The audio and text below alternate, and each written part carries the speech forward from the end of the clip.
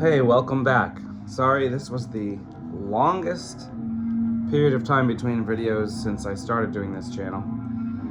Lots of reasons, mainly being busy, but I'm back. So, in this time that I've been gone, I decided to kind of look up some TV programs to see if there were any horror TV shows of the 70s that would be appropriate to cover. And so, in the late 60s, there was Dark Shadows, which was an American soap opera, which I've mentioned before on some other videos.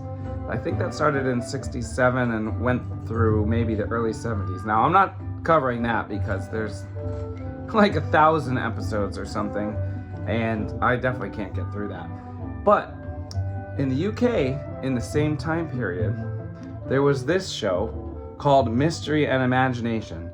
And although it is technically a TV show, it's really just a series of made-for-TV movies. Now, the budget is very low. And interestingly, they only made a few, I guess we could call them episodes per year. And there were a few per year in the last few years of the 60s. In the second to last season, which was 1968, they did an adaptation of Dracula and an adaptation of Frankenstein. Actually, Ian Holm of Alien and Lord of the Rings was Frankenstein in Frankenstein, and he was also Frankenstein's monster. So I want to watch that one. I did watch Dracula, and it was not good. They cut the story horribly. They butchered the story of Dracula. But anyway, then there were no episodes in 1969, if I have that right. And then in 1970, they came back with their final season, and they only put out 3 episodes, and each episode is about an hour and 20 minutes long. So they're basically TV movies. They're feature-length TV movies. The first one they did in 1970 was called The Suicide Club. I watched that one. I did not like it at all. It was not a horror. It wasn't horror. And you can figure out kind of what it would be about based off the name. Now, after that, episode 2 is Sweeney Todd. Now, Sweeney Todd's an interesting story because the story itself is from the 1800s, and it's really grisly if you think about the story. It's about, if you don't know, it's about a barber, lives in London. He kills customers, robs them, drops them into his basement from a secret hatchway, and then gives the body to his neighbor, who is a baker, and she puts their flesh into meat pies, and then they sell the pies to the public. And so then people are unknowingly committing cannibalism. So that idea is crazy. Even crazier is that in the 1930s, after a movie called The Ghoul, which I want to say was 34, it might have been a little bit earlier. In The Ghoul was a British horror movie, and it shocked, and it's not that crazy really, but it shocked British censors so much that they said no more horror allowed in the UK. That's what they said at the time in the 30s. But then in 1936, there was a film adaptation of Sweeney Todd. It was called Sweeney Todd, the Demon Barber of Fleet Street. And I watched that about 4 years ago, and then I rewatched it just yesterday to put it back in my head so I can compare it to this new 1970 version. There are no versions of Sweeney Todd made in film or television between 1936 and 1970. Then in 1970, 2 adaptations came out within a month of each other, which is crazy. One was Andy Milligan's Bloodthirsty Butchers, which I already did a video for on here years ago, so you can look that up.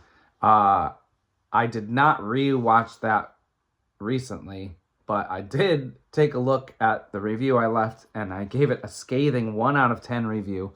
One of the very, very few movies that I've ever given a 1 out of 10, ever. So, this one was not as bad as that, but it wasn't as good as the 30s version. So here's why. I've already told you the premise, okay? And so I'm giving this one a 4 out of 10. And I'm going to go through why, and they would be considered spoilers. So if for some reason you want to watch this pretty subpar version, it is on YouTube. Before I give any spoilers, I'm going to let you know Freddie Jones plays Sweeney Todd in this version. And before this came out, Freddie Jones had played a really humorous inspector in a British comedy called The Bliss of Mrs. Blossom from 1968. The Bliss of Mrs. Blossom also featured Richard Attenborough, who you may know as the guy who created Jurassic Park in the original Jurassic Park film.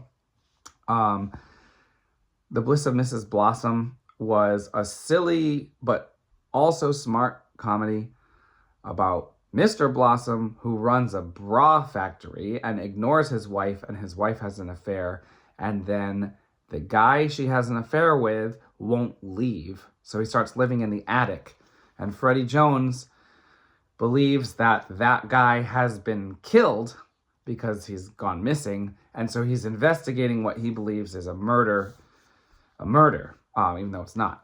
It was pretty funny. Freddie Jones was the best part of that movie, so that made me more excited to see this. After that, Freddie Jones was in Frankenstein Must Be Destroyed, the Hammer film from 1969. Peter Cushing was Dr. Frankenstein, and Freddie Jones played another doctor whom Frankenstein kidnapped, killed, and then transplanted the brain of his friend into. So then Freddie Jones kind of plays his friend, but like in another body. So he's pretty good in that, but he doesn't talk a lot in that one. So it wasn't as good as The Bliss of Mrs. Blossom as far as watching Freddie Jones goes. Now, Freddie Jones is the only good part about Sweeney Todd, this version of Sweeney Todd, in my opinion. He gives a good performance, although it's very theatrical. Like, it feels like you're watching a play. You know when you watch a play and the people really kind of like over-enunciate and they kind of overact all the emotions and all that? This was like that. And it was on a TV budget, so the budget is low.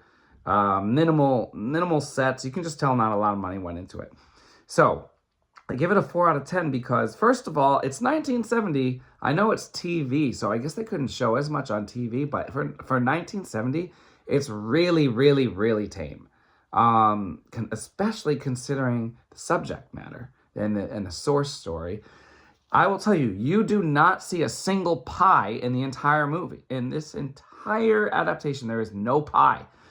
They briefly reference cannibalism, but it's only Sweeney Todd saying that his apprentice may accuse him of cannibalism. So there's not anyone actually eating a pie.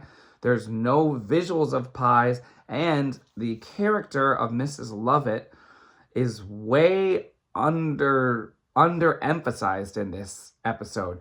In this adaptation. In 1936 adaptation, she's like the second main character, and I have not read the original story, but I read a synopsis of the story, and it sounds like she's very important. Here, it's basically this neighbor woman that Sweeney Todd like wants to be in a relationship with. She's in like 3 scenes. She's not in it much. She only mentions briefly that she is a baker. You never see like the inside of her shop or anything like that. You know, even the 1936 version was more explicit than this, and that was pretty tame as well. So there's that. And then another thing that happens in this that's weird is that there's some kind of like sexual oppression going on with Sweeney Todd.